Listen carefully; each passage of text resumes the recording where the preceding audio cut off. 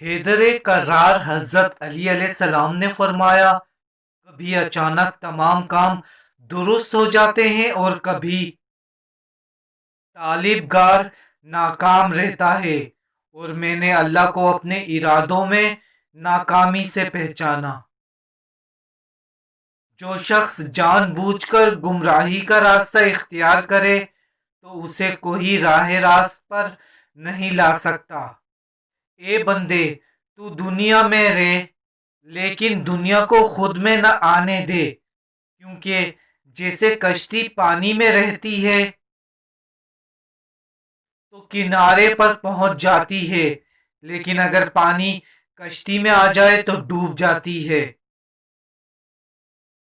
لوگوں سے دعا کی التماس کرنے سے بہتر ہے کہ انسان خود ایسا ہو جائے کہ لوگوں کے دل سے خود بخود اس کے لیے دعائیں نکلیں۔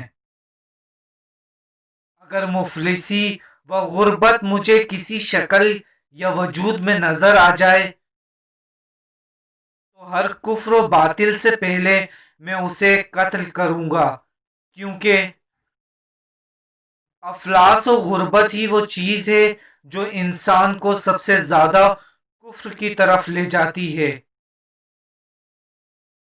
گناہوں پر نادم ہونا ان کو مٹا دیتا ہے اور نیکیوں پر مغرور ہونا ان کو برباد کر دیتا ہے۔ اللہ تعالیٰ نے مالداروں کی دولت میں غریبوں کا رزق رکھا ہوا ہے، لہذا جب بھی کوئی فقیر یا انسان بھوکا یا تنگ دست ہوگا، اس کا مطلب یہ ہے کہ دولت مندوں نے اپنی دولت کو سمیٹ لیا ہے، اور پروردگار روز قیامت اس کا سوال ضرور کرے گا۔ دوستو، ویڈیو کو اپنے دوستوں کے ساتھ بھی شیئر کریں۔ نئی ویڈیو میں ملتے ہیں، جب تک کے لیے اللہ حافظ۔